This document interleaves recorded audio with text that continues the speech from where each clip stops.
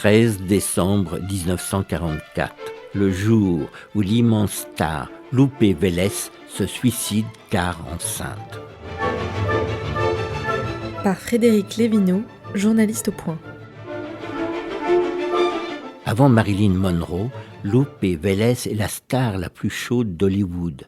Cette comédienne mexicaine s'est glissée dans le lit de tous les mâles de son époque. Charlie Chaplin, Johnny Weissmuller, Clark Gable, Gary Cooper, Douglas Fairbanks, père et fils, et même Errol Flynn.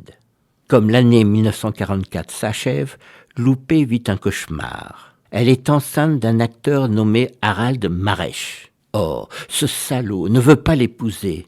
Pour elle, donner le jour à un enfant sans être mariée au père est inenvisageable. C'est peut-être étonnant de la part d'une femme qu'il multiplie les amants, mais c'est comme cela. Aussi décide-t-elle de se suicider. Le 12 décembre 1944, Lupe Vélez reçoit quelques intimes dans sa villa de Beverly Hills. Ceux-ci la sentent préoccupée. Vers 3 heures du matin, elle se retire dans sa chambre, priant ses invités de l'excuser.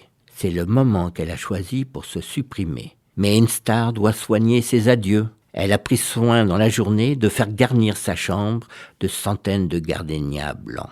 Après avoir allumé plusieurs bougies, elle écrit plusieurs lettres d'adieu. L'une d'elles est destinée à son amant Harold. « Puisse Dieu te pardonner et me pardonner également, mais je préfère m'ôter la vie et celle de notre bébé avant que je ne porte sur lui la honte ou que je ne le tue. » Puis, Lupe enfile son pyjama préféré en soie bleue et se glisse entre les draps de soie. Elle avale alors méthodiquement 75 pilules de Séconal. Avant de perdre connaissance, elle joint les mains sur sa poitrine.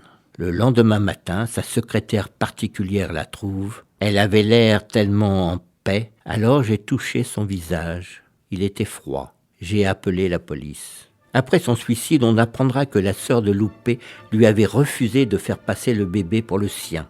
Lupe s'est suicidée à l'âge de 36 ans, comme Marilyn Monroe. Une série réalisée par Megan Kieki.